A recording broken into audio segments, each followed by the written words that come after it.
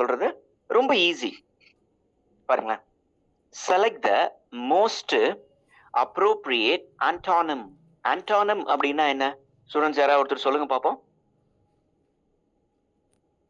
What do you mean by antonym?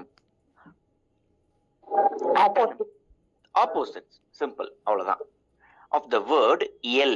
Right. Verbal abilityங்கும் போது உங்களுக்கு என்ன சொல்றாங்கன்னா, அந்த வார்த்தைகளை நீங்க நிறைய விஷயத்தை தெரிஞ்சு வச்சுக்கணும்.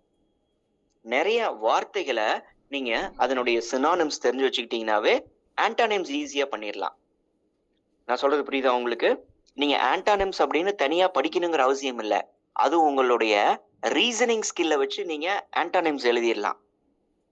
சினானிம்ஸ் தெரிஞ்சாலே போதும். எது, அதாவது இப்போ ஃபார் எக்ஸாம்பிள் பாருங்களேன், இப்போ எல் அப்படிங்கிறோம். எல் அப்படின்னா என்ன அர்த்தம்? யாராவது ஒருத்தர் சொல்லுங்க பாப்போம். What is mean by L? Y-E-L-L. அதாவது கத்துதல். சிம்பிளா இந்த கத்துதலுக்கு இங்கிலீஷ்ல நிறைய வார்த்தைகள் இருக்கு. Scream, shout, a foul cry. புரியுதா? ஸ்கிரீம் அப்படின்னா அப்படியே கூச்சலிட்டு கத்துதல். அதுவே இன்னொரு வார்த்தை என்ன சொன்னா உங்களுக்கு? ஸ்கிரீம், இன்னொரு வார்த்தை என்ன சொன்னா உங்களுக்கு? ஷவுட். ஷவுட் அப்படின்னா அடுத்தவங்க மேல கோவப்பட்டு கத்துறது. அதுவே you cry அப்படின்னா CRY, oh that was a foul cry அப்படின்னா உங்களுடைய, அதாவது கஷ்டத்துல இருக்கும்போது கத்துறது. அதுவே மோன் அப்படின்னா ரொம்ப நீங்க துக்கத்துல இருக்கும்போது கத்துறது. புரியுதா உங்களுக்கு? அழுகுரல் கேக்குறமா, மோர்னிங். இந்த மாதிரி கத்துதல்ல எமோஷன்ஸ் கலந்து நிறைய விஷயங்கள்ல நீங்க இது பண்றது. இதுவே நீங்க சந்தோஷமா இருக்கும்போது ஓ அப்படின்னு கத்துறது வேற. புரியுதா உங்களுக்கு? அப்போ சிரிக்கிறதுலயே நம்மளுக்கு நிறைய விஷயங்கள் இருக்கு. இப்ப நீங்க வந்து ஸ்மைல் அப்படிங்கிறோம், லாஃப் அப்படிங்கிறோம், கிகிள் அப்படிங்கிறோம். புரியுதா? அப்போ கத்துறதுல நிறைய வார்த்தைகள் இருக்கு. இது எல்லாமே ஈஸியா நீங்க ஞாபகம் வச்சுக்கலாம். அதை எப்படி ஞாபகம் வச்சுக்கிறது அப்படிங்கறத நான் உங்களுக்கு சொல்லித்தரேன். இப்போ எல் அப்படின்னா கத்துதல், நான் உங்களுக்கு சொல்லிட்டேன். இப்போ ஷவுட் அப்படின்னா நாம என்ன பண்றோம்? ஒருத்தர் மேல கோபப்பட்டு கத்துறோம். புரியுதா உங்களுக்கு? ஒருத்தர் மேல நாம கோபப்பட்டு கத்துறோம். சரியா? இப்ப விஸ்பர் அப்படின்னா என்ன? முணுமுணுத்தல், மொனகுதல். அதாவது நீங்க உங்களுடைய கஷ்டத்தை, அதாவது என்னது, உங்களுடைய எமோஷன்ஸை you cannot express it so that you suppress it. புரியுதா? நீங்க எக்ஸ்பிரஸ் பண்ண முடியல, அதனால நீங்க என்ன பண்றீங்க? you suppress it. அப்ப சப்ரஸ் பண்ணும்போது you cannot 100% suppress it. அதனால மொனகுறீங்க. நீங்க வந்து உங்களால கம்ப்ளீட்டா எக்ஸ்பிரஸ் பண்ண முடியாது, ஆனா அதை கம்ப்ளீட்டா சப்ரஸ் பண்ணவும் முடியாது. That is called whisper. Scream அப்படின்னா என்ன? புரியுதா நான் சொல்றது? ஸ்கிரீம் அதுவும் கத்துறது தான்.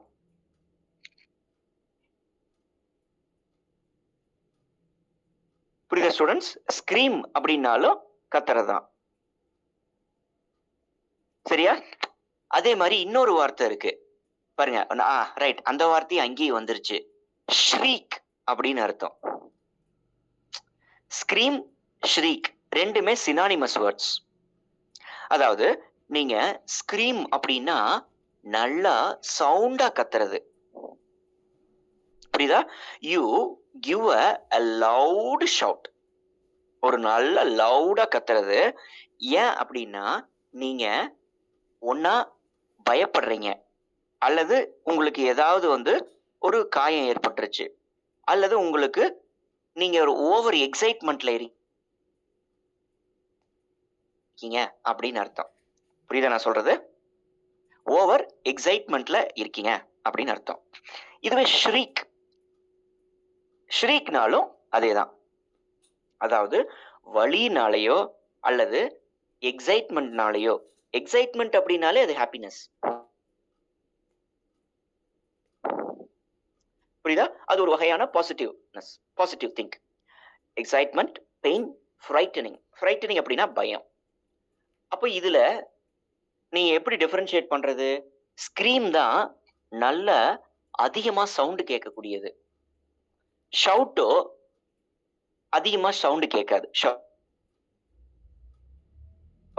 சும்மா இப்ப நீங்க வந்து ஒருத்தர் மேல கோவப்படுறீங்க அப்படின்னா அவனை கோவப்பட்டு திட்டுறீங்க, நீங்க கத்துல. அப்போ எல் அப்படின்னா என்ன அர்த்தம்னா, நீங்க ஒருத்தர் மேல கோவத்தோட கத்துறீங்க. அவனை இப்ப இந்த இடத்துல கத்துறது அப்படின்னா திட்டுறது அப்படின்னு அர்த்தம், நாட் கத்துதல். புரியுதா உங்களுக்கு? எல் அப்படின்னாலே to shout at someone because you are angry. புரியுதா? நான் உங்களுக்கு ஸ்கிரீம், ஷ்ரீக் ரெண்டுமே கத்துறது. விஸ்பர் அப்படின்னா முணுமுணுக்கிறது. புரியுதா? விஸ்பர் அப்படின்னா முணுமுணுத்தல். நான் சொல்றது புரியுதா? புரியுதா ஸ்டூடெண்ட்ஸ்? நான் உங்களுக்கு எப்படி டிஃபரன்ஷியேட் பண்ணி சொல்றேன் அப்படின்னு.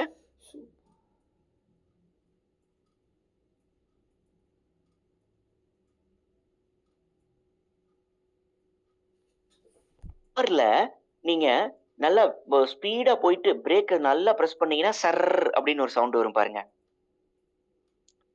புரியுதா?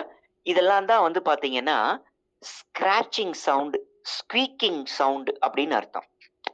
இதுக்கு நோட் பண்ணி வச்சுக்கோங்க. SQUEAK. நான் சொல்றது புரியுதா? SQEAK. சரக்குன்னு சவுண்ட் வருது பாத்தீங்களா? அதான் SQUEAK. நான் உங்களுக்கு அதை, ஏன்னா இதுக்கு உங்களுக்கு ஜஸ்ட் மினிட், நான் உங்களுக்கு ஒரு டாக்குமெண்ட் ஓபன் பண்ணி நான் உங்களுக்கு அந்த இதையே, சரியா? ஸ்குவீக், அதே மாதிரி ஸ்கிரீச் அப்படிங்கிற ஒரு வார்த்தை இருக்கு.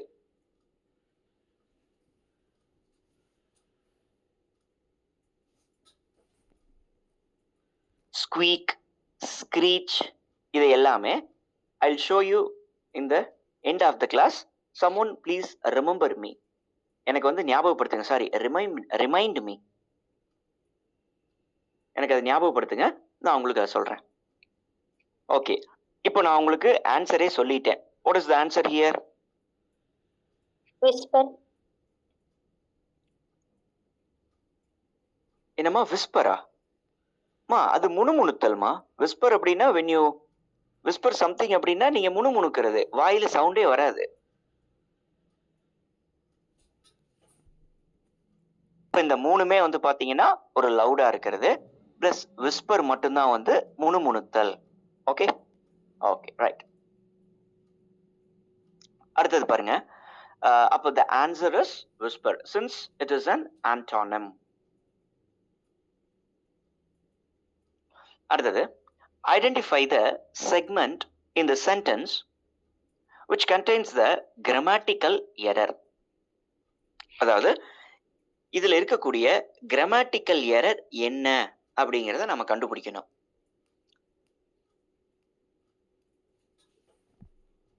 பாருங்க, பற்றலேகா finished the cake in the blink of an eye.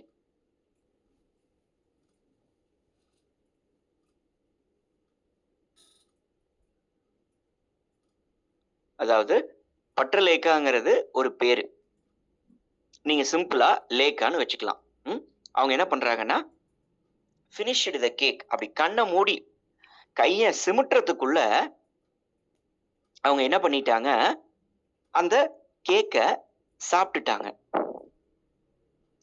பற்றலேகா finished the cake in the blink of a eye. புரியுதா? First blink of the eye அப்படின்னா என்ன அர்த்தம்? முதல்ல அதுக்கு அர்த்தம் நீங்க பார்க்கணும். blink அப்படின்னா என்ன? யாராவது ஒருத்தர் சொல்லுங்க. கண்ணை மூடி திறக்கிறது. இமைகளை நீங்க கண்ணை அங்கனுடைய அந்த ஐ லிட் இருக்கு இல்லையா, அதை நீங்க வந்து என்ன பண்றீங்கன்னா இப்படி கண்ணை மூடி இது பண்றது. சரியா? அதான் பிளிங்க். அப்ப இந்த பிளிங்க் ஆஃப் ஐ அப்படின்னா என்ன அர்த்தம்? அப்படி கண்ணை மூடி முடிக்கிறதுக்குள்ள அவ கேக்க சாப்பிட்டா. இப்ப இதுக்கு என்ன வந்து உங்களுக்கு ஒரு இங்க இடத்துல என்ன கிராமட்டிக்கல் எரர் இருக்கு பாருங்க. It is in a simple past tense. Correct? நான் சொல்றது புரியுதா? It is in a simple past tense. சரியா? இங்க என்ன இருக்க போகுது எரர்? ரொம்ப சிம்பிள்.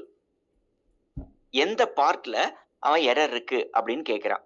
பாருங்களேன், பட்டர்லேக்கா ஃபினிஷ்டு த கேக், இது வரைக்கும் எந்த எரருமே இல்லை. இந்த பிளிங்க் ஆஃப் ஐ இதுல எரர் இருக்க வாய்ப்புண்டு. எதுன்னு நீங்க சொல்லுங்க பாப்போம். யாராவது ஒருத்தர் கண்டுபிடிங்க.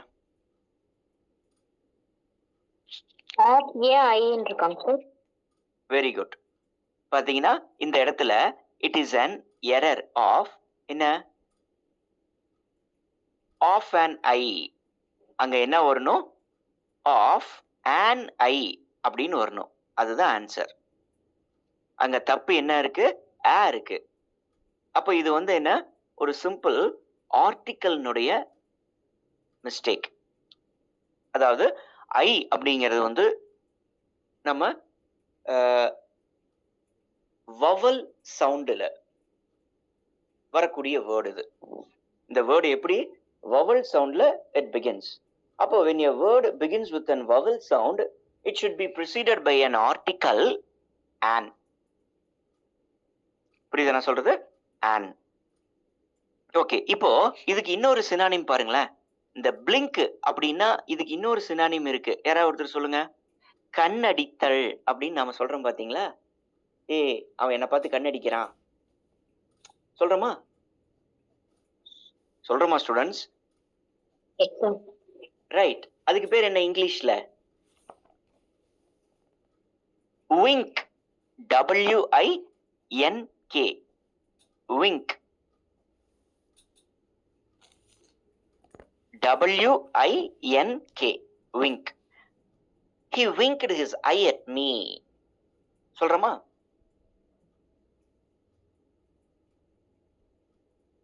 புரியுதா ஸ்டூடெண்ட்ஸ்? எப்படி நாம பார்க்கணும் அப்படின்னு நீங்க இதுல இருந்து நிறைய விஷயத்தை தெரிஞ்சுக்கலாம். ஒரு வார்த்தையிலிருந்து நீங்க இன்னொரு வார்த்தைய ஈஸியா தெரிஞ்சுக்க முடியும். இப்ப நான் உங்களுக்கு எப்படி வந்து ஸ்க்ரீச் சொன்னேன், ஸ்குவீக் சொன்னேன், ஷ்ரீக். ஸோ நீங்க எக்ஸாமுக்கு ஒவ்வொரு தடவையும் நீங்க படிக்கும் பொழுது, ப்ரிப்பேர் பண்ண ஆரம்பிக்கும் பொழுது இந்த மாதிரி நிறைய வார்த்தைகளை நீங்க நோட் பண்ணி வச்சுக்கணும்.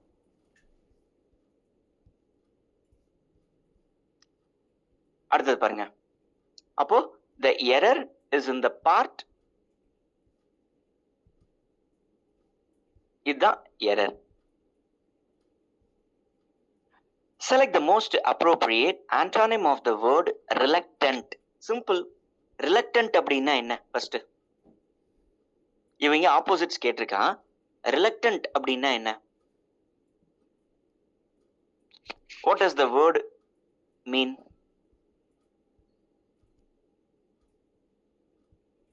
reluctant அப்படின்னா என்னப்பா?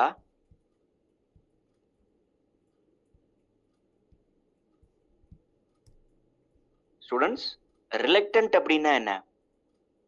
unwilling. reluctant அப்படின்னா unwilling. சரியா? பாருங்க, அந்த ஆப்ஷன் கீழேயே கொடுத்துருக்கான்.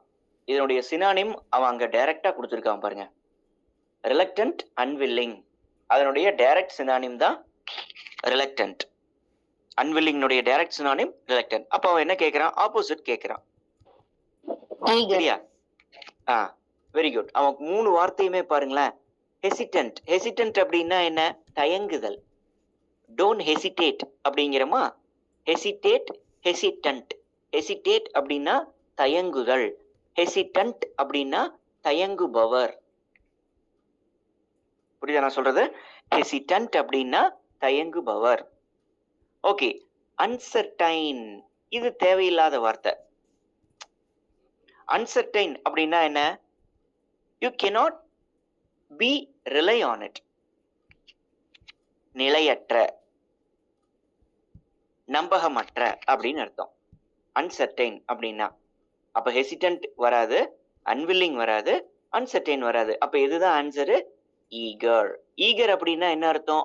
ஆவலுடன் அப்படின்னு அர்த்தம்.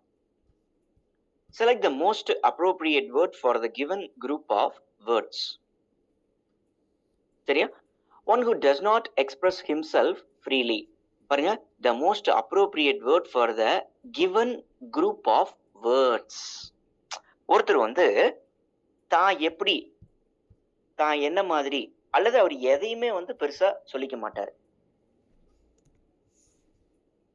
இப்ப எனக்கு இது பிடிக்கும், எனக்கு அது பிடிக்காது, எனக்கு இது வேணும், அது வேண்டாம், அந்த மாதிரி அவர் எதுவுமே பெருசா சொல்ல மாட்டார். புரியுதா? One who does not express himself freely அப்படின்னா என்ன அர்த்தம்? அவரு அதிகமா பேச மாட்டாரு, சாரி, அவர் வந்து வெளிப்படுத்த மாட்டாரு. சரியா? அப்போ இங்க கொடுத்துருக்காங்க பாருங்களேன், எக்ஸ்ட்ரோவர்ட் அப்படின்னா என்ன அர்த்தம்? நீங்க எல்லாத்தையும் வெளிப்படையா பேசுறது, அதான் எக்ஸ்ட்ரோவர்ட். புரியுதா நான் சொல்றது? நான் சொல்றது புரியுதா? எக்ஸ்ட்ரோவர்ட் அப்படின்னா அப்படியே வெளிப்படையா எல்லாத்தையும் பேசுறது, மனசுல எதையும் வச்சுக்காம ஓப்பனா பேசுறது, அதுதான் எக்ஸ்ட்ரோவர்ட். ரைட். அதே இன்ட்ரோவர்ட் அப்படின்னா என்ன? இன்ட்ரோவர்ட் தான் வந்து பாத்தீங்கன்னா one who does not express himself freely. இந்த வார்த்தைக்கு இங்க கொடுத்திருக்கிற இந்த எக்ஸ்பிளனேஷனுக்கான வார்த்தையே இதுதான், இன்ட்ரோவர்ட். சரியா? நார்சிஸ்ட் அப்படின்னா என்ன அர்த்தம்? இந்த வார்த்தை ரொம்ப முக்கியம், ஏன்னா இது வந்து ஒரு பிலோசாபிக்கல் வேர்டு. இது நார்சிஸ்ட். நார்சிசம் அப்படின்னே ஒரு மூமெண்ட் இருக்கு. புரியுதா ஸ்டூடெண்ட்ஸ்? நார்சிஸ்ட் அப்படின்னா இந்த வார்த்தைய ஞாபகம் வச்சுக்கோங்க. சி, இது வந்து என்ன, உங்களுக்கு நான் இதை வேர்ட் டாக்குமெண்ட்ல போட்டு காமிக்கிறேன் பாருங்களேன். நார்சிஸ்ட் அப்படின்னா ஒருத்தர் தன்னைய அதிகமா விரும்புறாரு, எஸ்பெஷலி அவருடைய அப்பியரன்ஸ. நான் சொல்றது புரியுதா உங்களுக்கு? One who admires about his own appearance. One who admires about his own appearance. இதுக்கு வந்து ஒரு கதையே, ஒரு கிரீக் மித்தாலஜியே இருக்கு. அது என்னன்னு போய் படிங்க. நார்சிசம் அப்படின்னா என்ன, எதுக்கு அந்த மித்தாலஜி வருது அப்படின்னு. இப்படி இந்த மாதிரி இத பேக்ரவுண்ட் இன்ஃபர்மேஷன் கொஞ்சம் தெரிஞ்சீங்கன்னா அந்த வார்த்தை என்னைக்குமே மறக்காது. ஓகே. அப்ப லுனாட்டிக், லுனாட்டிக் அப்படின்னா இன்சேன் அப்படின்னு அர்த்தம். இன்சேன் அப்படின்னா என்ன? அதாவது லூஸ் போ, அதாவது நட்டு கண்டுருச்சு அப்படின்னு சொல்றோம் பாத்தீங்களா, அதுதான். அப்ப இதுக்கு என்ன ஆன்சரு? இன்ட்ரோவர்ட். இன்ட்ரோவர்ட் தான் இதுக்கு ஆன்சர். ஸ்டூடெண்ட்ஸ் புரியுதா உங்களுக்கு? Yes sir. Okay, very good.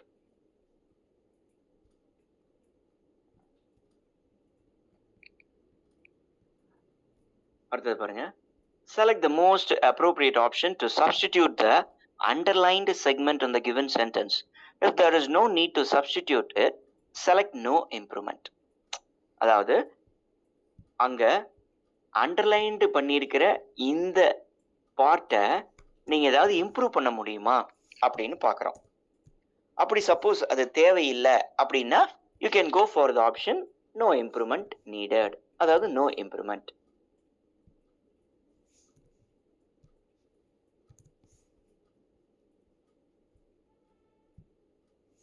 In a recession-hit economy, automobiles is the mostly affected sector. Automobiles is the mostly affected sector. முதல்ல ரெசஷன் அப்படின்னா என்ன? இது வந்து ஒரு economic word. இன்ஃப்ளேஷன், ரெசஷன்,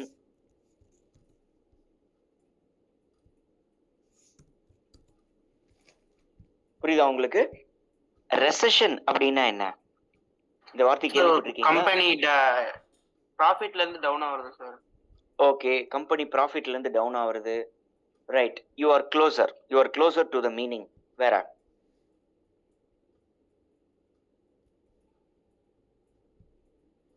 அதாவது economic activity, trade and commerce and business எல்லாமே ரொம்ப அடி வாங்குறது. மந்த நிலை, மார்க்கெட் மந்தமா இருக்கு அப்படின்னு கேள்விப்பட்டிருக்கீங்களா? அதாவது பிஸ்னஸ் டிரான்சாக்ஷன்ஸ் எதுவுமே நடக்கல, ரொம்ப ஸ்லோ பேஸ்ட்ல எல்லாம் போயிட்டு இருக்கு. ஏன்னா மக்கள் வாங்கறதுக்கூடிய அந்த சக்தியை இழக்கிறாங்க. அப்ப என்ன ஆகும்? தேவைகள் இல்லாத போது நம்மளுக்கு எம்ப்ளாய்மெண்ட் குறையும். எங்க ஒருத்தனுக்கு வந்து தேவை இருக்கோ அங்கதான் வந்து அவன் உங்களுக்கு ஜாப் கொடுப்பான். அப்போ மார்க்கெட்டே ரொம்ப ஸ்லோவா இருக்கு, அதாவது பிஸ்னஸ் ஆக்டிவிட்டிஸ் ரொம்ப குறைஞ்சு போச்சு, ட்ரேட் அண்ட் காமர்ஸ் ரொம்ப அடி வாங்கியிருக்கு அப்படின்னா அன்எம்ப்ளாய்மெண்ட் ரேட் அரைசஸ், நிறைய பேர் வேலை இழந்துருவாங்க. அதுதான் ரெசஷன். இந்த மாதிரியான சிச்சுவேஷனுக்கு பேர் தான் ரெசஷன். புரியுதா ஸ்டூடெண்ட்ஸ்? இதுவே இன்னொரு வார்த்தை இருக்கு, இன்ஃப்ளேஷன். இதுவும் எக்கானமிக் ரிலேட்டட் வேர்டு தான். இன்ஃப்ளேஷன் அப்படின்னா என்ன சார்? விலையேற்றம். விலையேற்றம், ரைட். பொருட்களின் விலை ஏற்றம், அதான் இன்ஃப்ளேஷன்.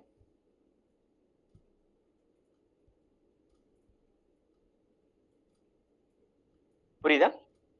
பாருங்க, in a recession hit economy, automobiles is the mostly affected sector.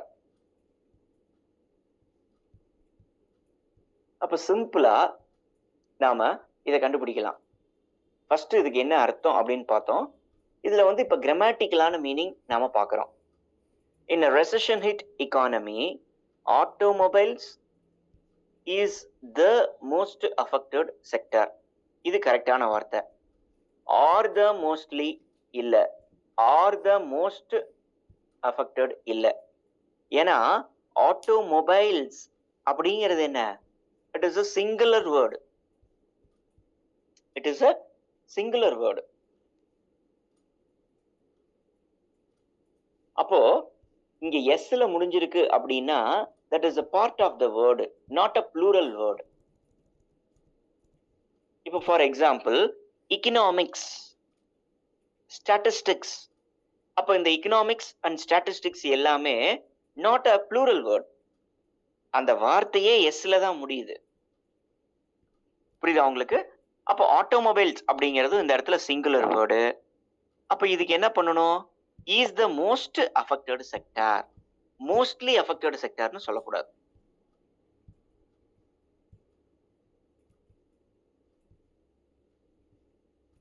புரியுதா? Is the most affected sector. அடுத்தது பாருங்க, select the most appropriate synonym of the given word. நம்மளுக்கு என்ன கேக்குறாங்க? the synonym of the given word. appropriate, drowsy synonym. drowsy அப்படின்னா என்ன?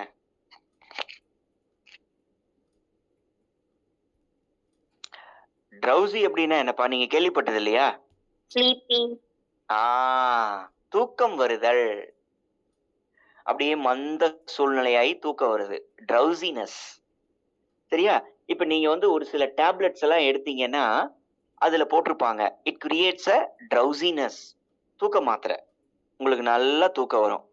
அது வந்து ஒரு விதமான மயக்கத்தை ஏற்படுத்தும். அந்த மயக்கம் தான் நம்மளுக்கு தூக்கமா தெரியுது. That's called drowsiness. ஓகே, இதுவே தூங்குறதுக்கு நிறைய வார்த்தைகள் இருக்கு.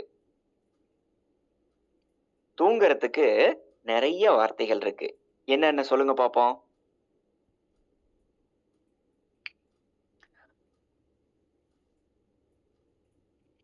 என்னப்பா ஸ்டூடெண்ட்ஸ், நீங்க என்ன கேள்விப்பட்டது இல்லையா மற்ற வார்த்தைகள்லாம் தூங்குறதுக்கு?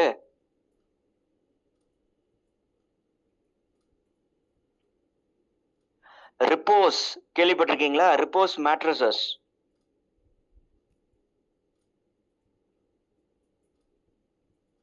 ஏப்பா ரிப்போஸ் மேட்ரஸஸ் கேள்விப்பட்டிருக்கீங்களாப்பா? கம்பெனி. ரிப்போஸ் அப்படின்னாலே என்ன? REPOSE. ஸ்லீப். போய் ரிப்போஸ் அப்படின்னாலே ஸ்லீப் அப்படின்னு அர்த்தம். புரியுதா நான் சொல்றது? ரிப்போஸ் அப்படின்னாலே ஸ்லீப் அப்படின்னு அர்த்தம். அப்புறம் இன்னொரு ஃப்ரேசல் வெர்ப் இருக்கு, டோஸ் ஆஃப். இதுக்கு இன்னொரு ஃப்ரேசல் வெர்ப் இருக்கு, டோஸ் ஆஃப். இதெல்லாம் நாங்க நோட் பண்ணி வச்சிருக்கேன். இதை வந்து நீங்க என்ன பண்ணுங்க, கடைசியா நான் உங்களுக்கு இதை ஷோ பண்ணும்போது நீங்க அதை பார்த்துக்க நோட் பண்ணிக்கிங்க. ரிப்போஸ் அப்படின்னாலும் தூங்குறது தான். அதாவது to lie on a bed, take rest, sleep, repose. Repose mattresses கேள்விப்பட்டிருக்கீங்களா? அடுத்தது டோஸ் ஆஃப். டோஸ் ஆஃப் அப்படின்னாலும் தூங்குதல். ரைட். இன்னொரு பேர் என்ன? குட்டி தூக்கத்துக்கு பேர் என்ன? நேப். நேப் அப்படிங்கிறது என்ன? குட்டி தூக்கம். ஒரு 5 நிமிஷம் தூங்குறது, ஒரு 10 நிமிஷம் தூங்குறது, அதான் nap. Especially this nap is taken at the day time. புரியுதா நாங்க சொல்றது உங்களுக்கு? டே டைம்ல எடுக்கிறதுக்கு பேர் தான் நேப். புரியுதா? பகல் நேரத்துல ஒரு குட்டி தூக்கம். Repose, doze off, nap, drowsy. அடுத்தது பாருங்க,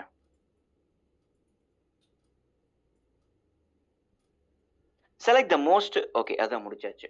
அப்ப இதுக்கு என்ன ஆன்சர் வந்து ட்ரௌசி. அப்ப பாருங்களேன், இதுக்கு ஆப்ஷன்ஸ் எல்லாம் பாருங்க. லைவ்லி அப்படின்னா நல்லா பிரசன்ட்ல இருக்கிறது, அப்படியே காட்டுறது, அதான் லைவ்லி. அலர்ட் அப்படின்னா எச்சரிக்கையுடன் இருத்தல், ஸ்லீப்பினா தூங்குறது. ஆக்டிவ் அப்படின்னா அதாவது நல்ல இயங்கிக் கொண்டிருத்தல், அதான் active.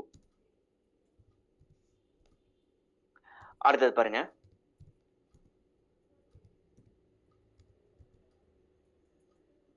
select the most appropriate synonym. இது முடிச்சாச்சு. இதுக்கு ஆன்சர் என்ன அப்படின்னா sleepy. Select the most appropriate word to fill in the blank and make a meaningful sentence. The Middle East job market has always been a dash destination for Indians. The Middle East அப்படின்னா என்ன? எந்தெந்த நாடுகள் சொல்லுங்க பாப்போம். lucrative, luxury, wealthy, costly. lucrative, luxury, wealthy, costly. புரியுதா students? Middle east அப்படின்னாலே என்ன? எந்த வகையான கண்ட்ரிஸ் அது?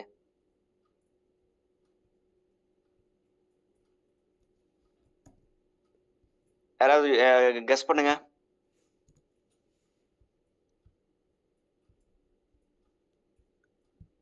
அதாவது மத்திய கிழக்கு நாடுகள் அப்படின்னு பேரு. அப்படின்னா என்ன அர்த்தம்? Arabia, Saudi Arabia, Oman, Qatar, இந்த மாதிரியான கண்ட்ரிஸ் இருக்கு பாத்தீங்களா? அரேபியன் கண்ட்ரிஸ், அரேப் நாட்டுக்காரங்க, அதுதான் மிடில் ஈஸ்ட். இப்போ இங்க வந்து நீங்க போனீங்கன்னா உங்களுக்கு ஒரு நல்ல அதாவது சம்பளம் நல்லா கிடைக்கும். இப்போ நீங்க அங்க போய் ஒரு சின்ன வேலை பார்த்தீங்கன்னாலே நம்ம நாட்டினுடைய ரூபாய் மதிப்புக்கு அவங்க கொடுக்குற ரியால் அப்படிம்பாங்க. அவங்களுடைய நாட்டு பணத்துக்கு பேர் என்ன? ரியால் அப்படின்னு பேரு. அப்போ அவங்களுடைய ஒரு ரியால் இப்போ நம்மளுக்கு எவ்வளவோ ரூபாய், அது கரெக்டா தெரியல எனக்கு. இப்போ ஃபார் எக்ஸாம்பிள் $1 அப்படின்னா 80 ரூபாய்க்கு மேல வரும் இப்போ. அதுதான். அப்போ ஒரு ரியால்ங்கிறது ஒரு குறிப்பிட்ட மதிப்புள்ள இந்தியன் அமௌண்ட்ல அது எவ்வளவோ மதிப்பு இருக்கு. அப்போ இங்க என்ன கேக்குறாங்க? The Middle East job market has always been என்ன டேஷ் டெஸ்டினேஷன் ஃபார் இந்தியன்ஸ். இப்போ அவங்க வந்து லுக்ரேட்டிவ் அப்படின்னா என்ன அர்த்தம்? ப்ராஃபிட்டபிள் அப்படின்னு அர்த்தம். லுக்ரேட்டிவ் அப்படின்னா என்ன அர்த்தம்? Profitable. Right. It has always been a luxury. Luxury அப்படின்னா என்ன? லக்ஸுரி அப்படின்னா என்ன ஸ்டூடெண்ட்ஸ்? ஆடம்பரம். ஆடம்பரம். Very good. நல்ல அப்போ நிறைய பணம் இருக்குதுன்னு அர்த்தம். ஆடம்பரம்னாலே நிறைய பணம். ரைட்.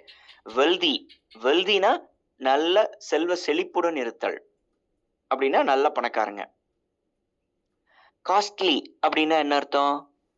நிறைய காஸ்ட், அதாவது அதிக விலை. அப்ப எந்த ஆன்சர் வரும் பாருங்க, நான் ஆல்ரெடி உங்களுக்கு மார்க் பண்ணிட்டேன். It is a profitable destination for Indians. For example, நீங்க வந்து இப்ப பாருங்களேன், இந்தியாவில இருந்து எஸ்பெஷலி கேரளாவில இருந்து நிறைய பேர் சவுதி அரேபியாவில் போய் வேலை செய்யறாங்க, மிடில் ஈஸ்ட்ல போய் வேலை செய்யறாங்க. டாக்டரா, நர்ஸா, பெட்ரோல் பங்க்ல, உங்களுக்கு வந்து பெட்ரோலியம் கம்பெனிஸ்ல, டீச்சரா நிறைய பேர் வேலை செய்யறாங்க. புரியுதா உங்களுக்கு? ரைட். அப்போ profitable destination. Okay, select the most appropriate synonym of the given word enormous. Enormous அப்படின்னா என்ன அர்த்தம்? இனார்மஸ் அப்படின்னா நியூமரஸ். Students huge. சினானிம் கேட்டிருக்காங்க, நியூமரஸ். ஓகே பாருங்க, அப்போ ஹியூஜ் சினானிம் தானே கேட்டிருக்கான். ஈஸியா ஆன்சர் கண்டுபிடிச்சாச்சு. ஓகே, ஆனா நம்மளுக்கு என்ன, அங்க கொடுத்திருக்கிற ஆப்ஷன்ல இருக்கக்கூடிய வார்த்தை ஏதாவது தெரியலையா அப்படின்னு பார்க்கணும். இப்போ உங்களுக்கு தெரியும், டைனி அப்படின்னா ரொம்ப சின்ன அப்படின்னு அர்த்தம். இதுவே பியூனி அப்படின்னா என்ன அர்த்தம் பாருங்க. டைனி அப்படின்னா என்ன? ரொம்ப குட்டியுண்டு, அதான் டைனி. இதுவே பியூனி அப்படின்னா என்ன அர்த்தம்?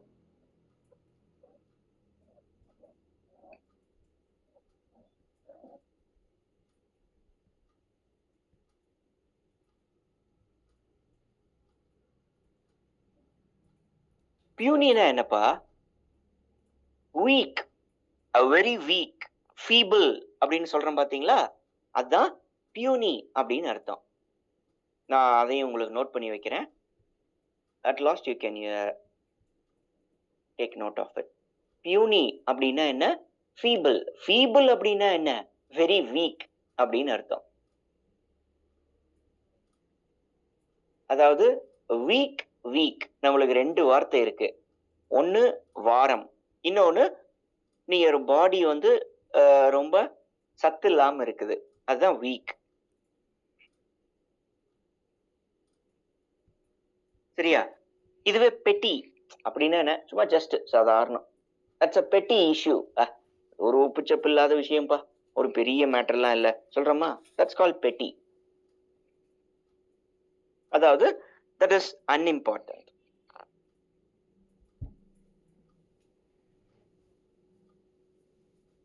புரியுதா? பாருங்க, அடுத்தது வந்து select the most appropriate meaning of the given idiom. Be glad to see the back of. Select the most appropriate meaning of the given idiom. Be glad to see the back of. In a, to avoid someone, to be happy when a person leaves, to be happy to receive guests, to support someone. Right. ரொம்ப simple. இந்த இடியத்தினுடைய என்ன? I am very glad to see the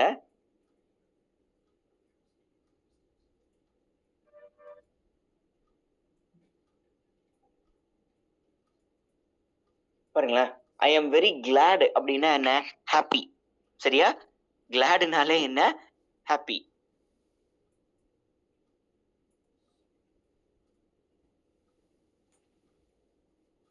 second option என்னது?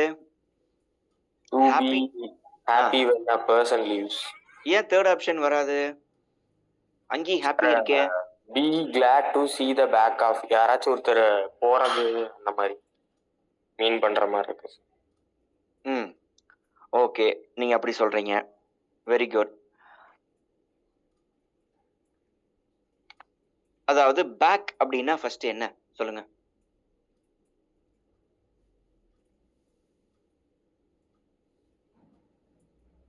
Back அப்படின்னா முதல்ல என்னப்பா?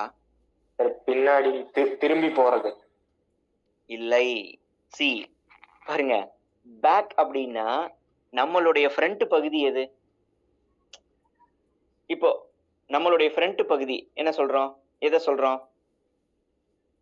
நம்மளுடைய மூக்கு, விரல், இதனுடைய ஃப்ரண்ட் பகுதி இருக்கு இல்லையா? சரி, இப்போ நம்மளுடைய முதுகு எங்க இருக்கு? சார் ஆமாங்க சார், கரெக்ட் தாங்க சார், தேர்ட் ஆப்ஷன். எப்பா இல்லப்பா, நீங்க சொன்ன ஆன்சர் கரெக்ட். ஓகே நான் உங்களுக்கு பேக்குக்கு இப்ப எக்ஸாம் என்ன அர்த்தம்னு சொல்லிட்டு இருக்கேன். ஓகே நீங்க சொன்ன ஆன்சர் கரெக்ட் தான். Okay. To be happy when a person leaves. அப்போ அது எதுக்கு அந்த இடத்துல to see the back of அப்படின்னு சொல்றோம்? அதுக்கு தான் உங்களுக்கு இப்ப அர்த்தம் சொல்லிட்டு இருக்கிறேன். ஓகே. பேக் அப்படின்னா என்ன? நம்மளுடைய பின்பகுதி. புரியுதா? ஓகே.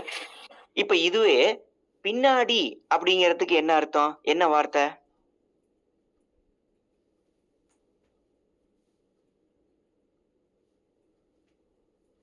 பேக் சைடு அப்படிங்கிறோம். புரியுதா நான் சொல்றது? புரியுது. பேக் அப்படின்னாலே ஒரு மனுஷனுடைய பின்னாடின்னு அர்த்தம். நாம ஒருத்தருக்கு பின்னாடி அப்படிங்கிறதுக்கு பேக் சைடுன்னு தான் சொல்லணும். புரியுதா உங்களுக்கு? The kitchen is at the back of me அப்படின்னு என்ன அர்த்தம்? எனக்கு பின்னாடியே என் முதுகுலயே கிச்சன் இருக்குது? இல்ல, the kitchen the kitchen is at the back side of the room. பின்னாடி. ஸோ அப்போ ஒருத்தர் போறாங்க, அப்போ அவங்கள நீங்க பார்த்து அவங்க போகும்போது நீங்க அவங்கள வழி அனுப்பி வச்சு சந்தோஷப்படுறீங்க.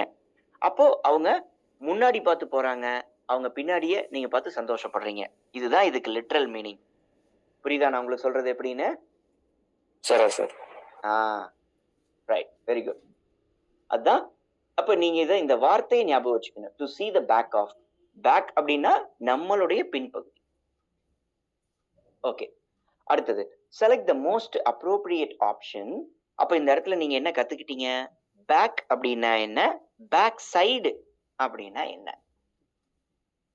Okay, select the most appropriate option to fill in the blank and make a grammatically correct sentence. ஒரு கிராமட்டிக்கலா கரெக்ட் சென்டென்ஸ். அதுக்கு நீங்க எப்படி? there is no information does the company's profit in the report. Simple. இதுக்கு என்ன ஒரு சொல்லுங்க? about, along, among, with. Sir about. அவ்வளவுதான். about அப்படின்னாலே என்ன? அதை பற்றி. there is no information about the company's profit in the report. Okay. Identify the segment in the sentence which contains the grammatical error. Identify the segment in the sentence which contains the grammatical error. Kyra has upset with me since the accident.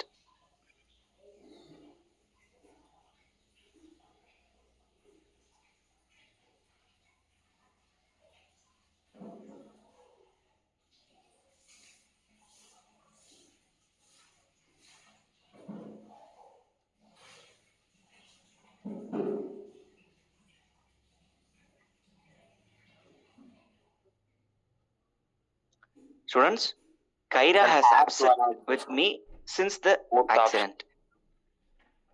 அப்ப என்ன எந்த இதுல வருது? since the accident. me since, upset with, Kyra has.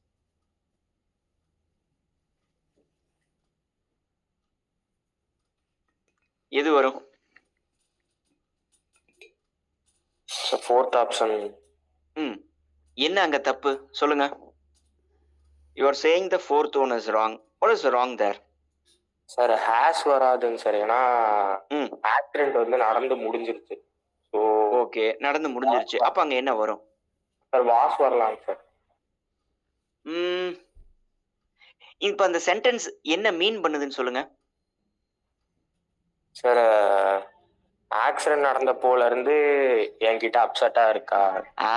அப்ப இது எதை குறிக்குது? Sir accident. ஆஹா, accident நம்ம நடந்ததுல இருந்துங்கும் போதே உங்களுக்கு தெரியுது அது பாஸ்ட் டென்ஸ். ஆமாங்க சார். Accident past tense. ஆனா அவ அப்செட் எப்ப இருக்கிறா?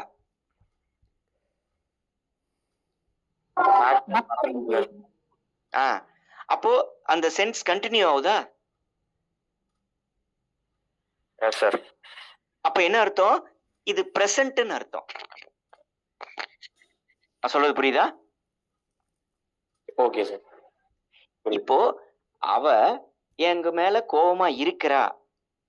ஆக்சிடென்ட் நடந்ததுல இருந்து அவ என்கிட்ட கோவமா இருக்கிறா. அப்போ இந்த சென்டென்ஸ் பாஸ்ட்ல பிகின் ஆகி பிரசன்ட்ல இன்னும் போய்கிட்டு இருக்கு. அது முடியல. புரியுதா நான் சொல்றது? பிரசன்ட்ல இது கண்டினியூ ஆயிட்டு இருக்கு. ஆனா அது எப்ப பிகின் ஆச்சு? பாஸ்ட்ல. அப்போ அங்க என்ன வரும்? இங்க என்ன வரணும்?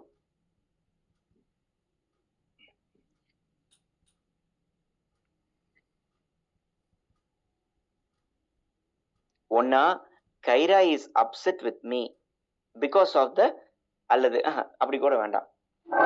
என்ன பெர்ஃபெக்ட்டா சொல்லணும்னா Khaira she has been upset with me.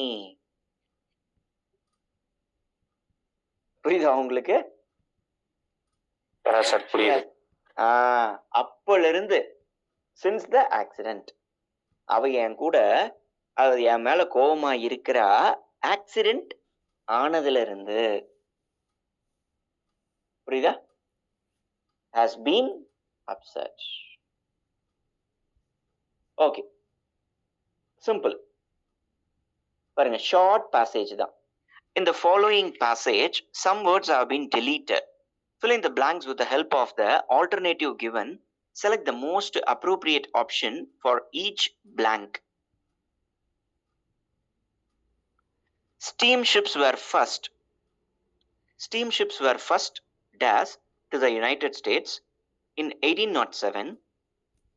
By the 1830s, dozens of steam vessels were in dash. They offer the traveler dash transportation and comfortable facilities, a welcome to stagecoach travel, which at best could be described as dash.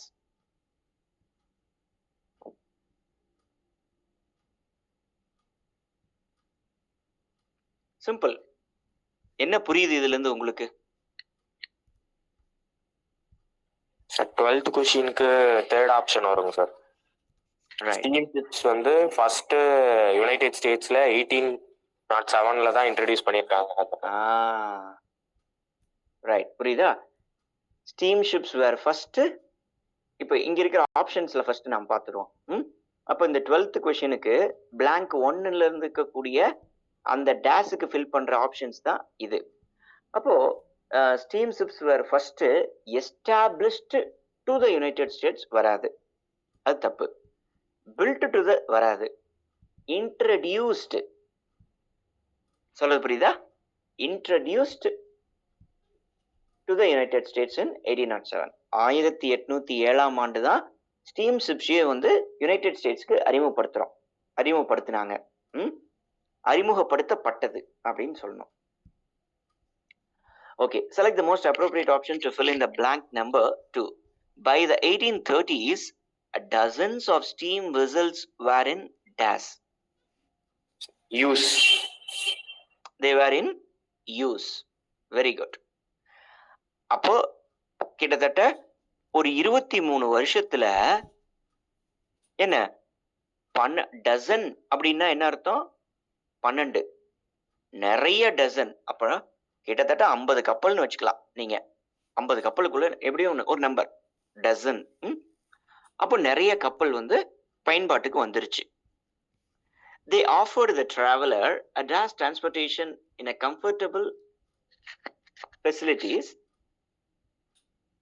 Sir fast. Wait.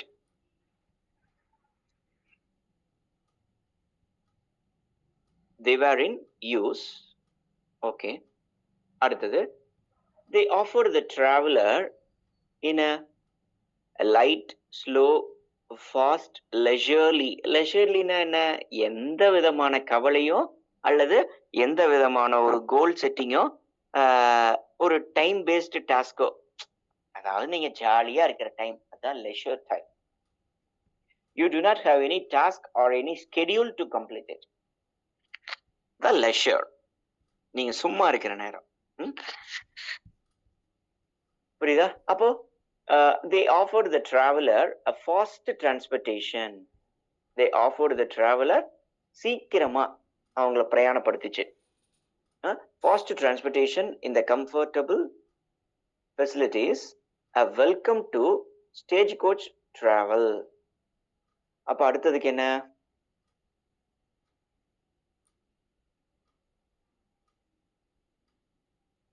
Select the most appropriate option to fill in the blank number 4.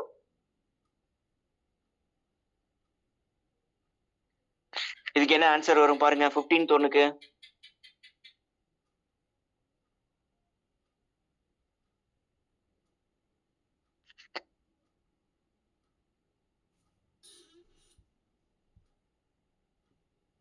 They offered the traveler a fast transportation in comfortable facilities, a welcome. Fourth option என்ன பாருங்க? A welcome gesture வரும் sir. Very good. A welcome gesture to the stagecoach travel, which at best could be described as என்ன? Which at best could be described as not fortunate, not wretched, worthy. worthy. Which best could be described as worthy. புரியுதா? gesture அப்படின்னா என்ன? செய்தி. செய்தியா? Sir இல்ல ஒரு என்ன சொல்லுவோம்? gesture. சரி, gesture அப்படிங்கிற வார்த்தை எதனுடன் தொடர்புடையது? சார் இப்போ பாசிட்டிவா வணக்கம் சொல்ற மாதிரி அந்த மாதிரி ஏதாவது. நம்மளுடைய symbolic movements of the body parts. நீங்க வந்து ஒருத்தரை கூப்பிடுறது, ஒருத்தருக்கு வணக்கம் சொல்றது, அல்லது உங்களுடைய தலையை இப்படி குமியறது, அவங்களுக்கு மரியாதை செலுத்துற மாதிரி, அதுதான் gestures. சிம்பிளா your body signals, body language, உங்களுடைய அந்த பாடி மூமெண்ட்ஸ் இருக்கு இல்லையா, அதுதான் வந்து gestures. அடுத்தது பாருங்களேன். Select the most appropriate option to fill in the blank 5. அப்போ which is not fortunate. Fortunate அப்படின்னா என்ன? அதுக்கு என்ன அர்த்தம்?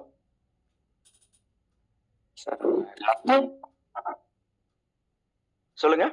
Lucky. Lucky. Very good. wretched அப்படின்னா என்ன?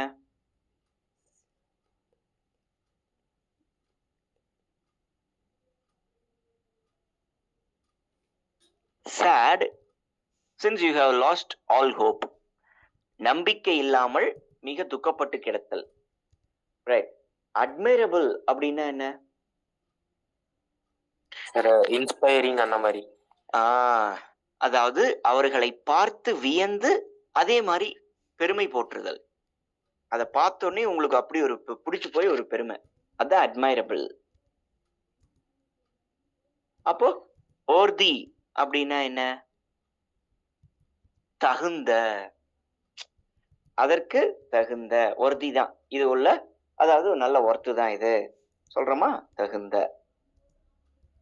ஓகே ஸ்டூடெண்ட்ஸ், இப்போ உங்களுக்கு யாருக்காவது இதுல டவுட்ஸ் இருக்கா? நான் இது வரைக்கும் நடத்தினதுல பாருங்க. இப்போ now I will show you the உங்களுக்கு வந்து ரைட் பாருங்க.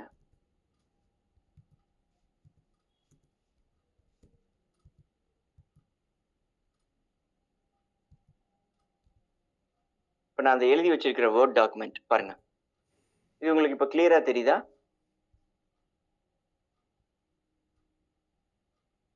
ஸ்டூடெண்ட்ஸ் இப்போ கிளியரா தெரியுதா அது? பாருங்க, நாம என்ன பார்த்தோம்? ஷ்ரீக், ஷவுட் பார்த்தோமா? அப்போ ஸ்குவீக், ஸ்க்ரீச் இதையும் ஆட் பண்ணிக்கிங்க.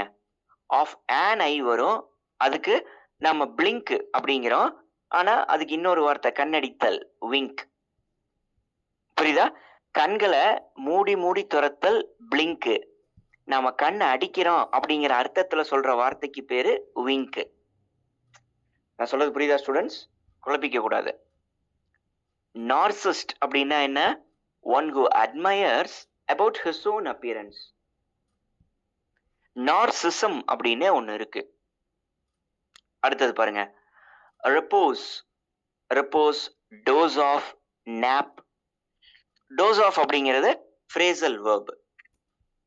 repose நவுனும் இருக்கு, வெர்பும் இருக்கு. சரியா? அப்போ puny, puny அப்படின்னா என்ன? தட்ஸ் மோர் வீக் அப்படின்னா feeble. More week and feeble. சரியா? இதெல்லாம் நோட் பண்ணி வச்சுக்கிட்டீங்களா? இதெல்லாம் நீங்க இன்னைக்கு தெரிஞ்சுக்கிட்ட எக்ஸ்ட்ரா வேர்ட்ஸ், சினானிம்ஸ். இப்போ இந்த மாதிரி நீங்க ஒவ்வொரு விஷயத்தையும் அதுல என்ன இருக்கு, அங்க கொடுத்துருக்கிற 4 ஆப்ஷன்ல என்னதான் உங்களுக்கு கரெக்டான ஆன்சர் தெரிஞ்சிட்டாலும் அங்க கொடுத்துருக்கிற மீதி ஆப்ஷன்ல ஏதாவது உங்களுக்கு புரியாத வார்த்தை, தெரியாத வார்த்தை ஏதாவது இருக்கான்னு பார்க்கணும்.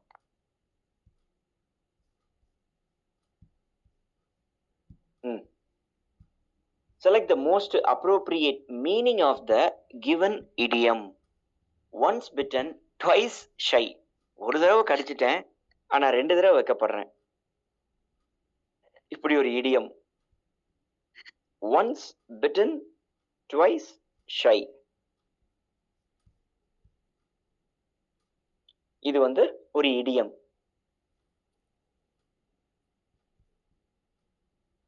என்னது?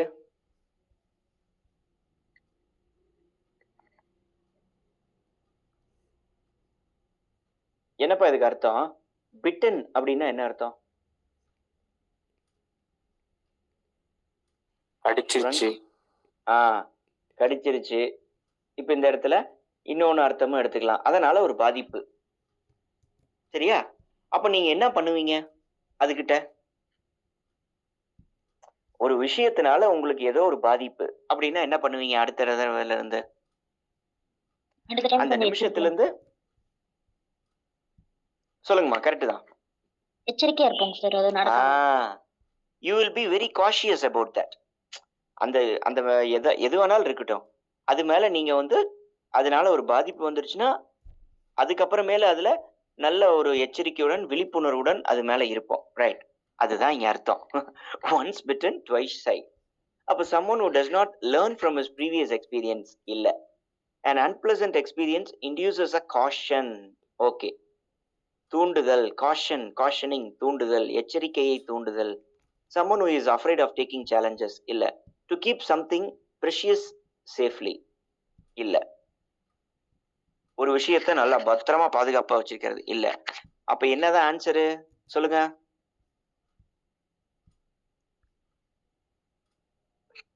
Second answer second option. Right? an unpleasant experience induces caution. induces அப்படின்னா என்ன?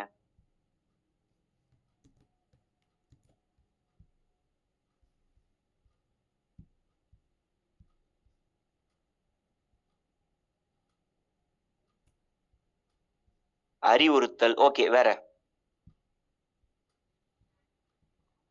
தூண்டுதல். இன்டியூஸ். புரியுதா? இப்ப நீ யாரையா போய் தூண்டி விடுறீங்க பாத்தீங்களா? ஏய் நீ பெரிய ஆள்ரா, பயங்கரமான ஆள்ரா, பக்காடா, தூண்டி விடுறோம் பாத்தீங்களா? ஒருத்தனை ஏத்தி விடுறோம் பாத்தீங்களா? அப்ப அவன் அதுல இருந்து என்ன நினைச்சுக்குவான்? தன்னை பெரிய ஆளுன்னு நினைச்சுக்குவான். ஒருத்தனை சீண்டி விட்டு இன்னொருத்தர் மேல ஏவி விடுறது, அதான் இன்டியூஸ், தூண்டுதல். ஓகே ஸ்டூடெண்ட்ஸ், இப்போ மீதி இருக்கக்கூடிய இத ரொம்ப ரொம்ப ரொம்ப முக்கியம். மீதி இருக்கிறது எல்லாமே நீங்க ஏன்னா ரொம்ப சிம்பிளா தான் இருக்கும். You take it as a homework in the next class. இப்போ நம்மளுக்கு வந்து இதுல என்ன எவ்வளவு இருக்கு? We have around 40. ஓகே, மீதி இருக்கிறத பார்த்துட்டு வாங்க. நாம நெக்ஸ்ட் கிளாஸ் நான் டிஸ்கஸ் பண்ணிட்டு இதையே ஃபாலோ பண்ணிக்கலாமா என்னங்கிறத we will see.